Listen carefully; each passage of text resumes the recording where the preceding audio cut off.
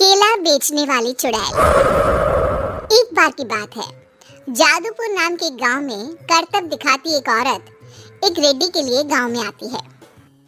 आइए आइए मेहरबान कदरदान, खाइए रोहड़ा के ताजे ताजे केले, कभी खाए नहीं होंगे ऐसे केले, पीले पीले केले खाइए।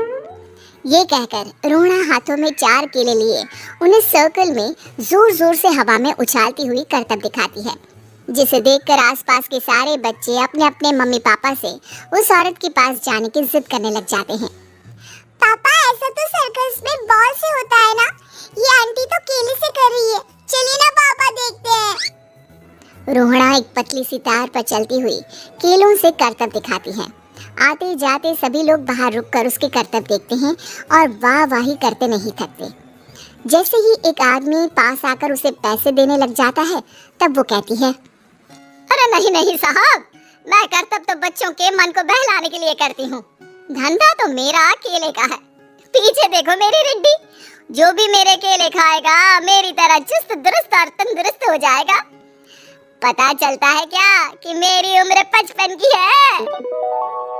अरे पर ऐसे ठंड के मौसम में कोई केला क्यों खाएगा? ये ऐसे वैसे केले नहीं है साहब, ये शरीर में गर्मी देते हैं, ठंड को दूर भगाए, जो भी रोहिणा के केले खाए। पापा अगर मुझे केले नहीं मिले तो मैं घर नहीं जाऊंगी। तभी उसके पापा कहते हैं कि बेटा केले ठंड में कभी गर्मी नहीं देते, ये सब कहने की बातें हैं, सामान बेचने का तरीका है इनका। पर पिंकी नहीं मानती।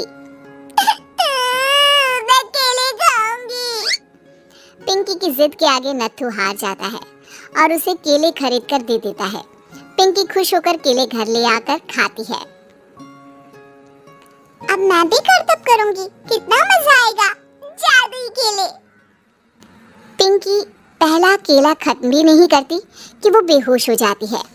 दूसरे केले से एक काला धुआं आता है और रोहड़ा चुड़ैल बनकर बाहर निकल आती है। मेरे भूतिया केले बच्चे न खाए, ऐसा हो ही नहीं सकता। जादूपुर वालों, कब तक बचोगे? आ गई हूँ मैं रोहड़ा, जिसका कोई नहीं कर सकता सामना। रोहड़ा पिंकी को गोद में उठाकर काले धुएं में कहीं गायब हो जाती है। शाम के वक्त नत्थू घर लौटता है और पिंकी को घर में ना पाकर उसकी माँ से कहता है, माँ पिंकी कहाँ है? अरे बेटा, उसे तो तू सुबह करतब दिखाने ले गया था ना, फिर कहाँ वापस आए तुम दोनों? मुझे लगा तू उसे अपने साथ मंडी ले गया होगा। हे भगवान, मेरी बच्ची कहाँ गई? मैं उसे घर ही तो छोड़कर गया था माँ। नत्थू गांव के घर कोने में अपनी बेटी को ढूंढता है, पर उसे वो कहीं नहीं मिलती। परेशान होकर आके रो रो कर नत्थू हिम्मत हार कर घर लौट आता है। अगली सुबह रोहड़ा फिर से करतब दिखाने आती है और इस बार पिंकी की तरह रोनी केले खरीद लेता है। 50 रुपए दिए थे पापा ने, सारे पैसों के मैंने केले खरीद लिए हैं। अब मैं भी आंटी की तरह ही करतबबाज बन जाऊंगा। यही सोचते हुए रोनी केले खाता है और पहला अकेला केला आधा खत्म भी नहीं करता कि चुड़ैल उसके सामने आ जाती है।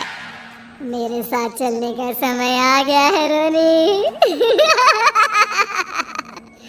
ये तो बस शुरुआत है, अब इस गांव के सारे बच्चे धीरे धीरे मेरे कब्जे में होंगे, एक बच्चा भी नहीं बचेगा। ये कहकर रोनी को गोद में लेकर काले धुएं में अदृश्य हो जाती है।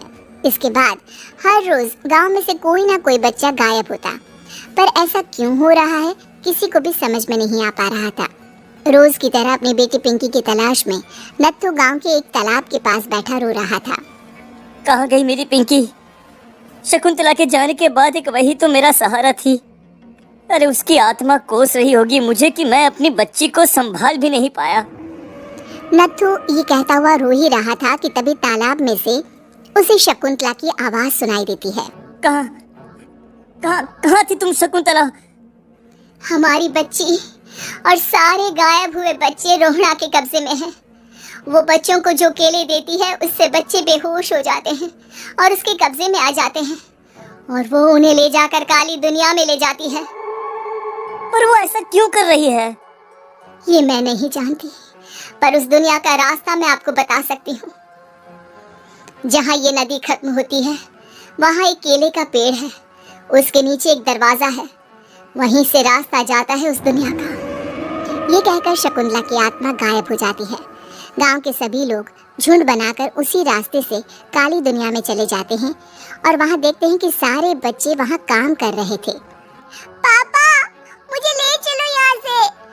पापा, पापा। सभी बच्चे अपने मम्मी पापा से लिपट जाते हैं। तो तुम लोग यहाँ तक आ गए? क्यों हमारे बच्चों को पकड़ लिया तूने? तुझे शिकारी बनाना है तो ले, हम सब आ गए हैं, हमें खा ले। नहीं, मुझे बच्चे चाहिए, मेरे बच्चे के बदले तुम लोगों के बच्चे। क्या मतलब? मैं इसी गांव में रहने वाली एक औरत थी। केले की चोरी के इल्जाम में मेरे बेटे को गांव वालों ने इतना मारा कि वो मर गया।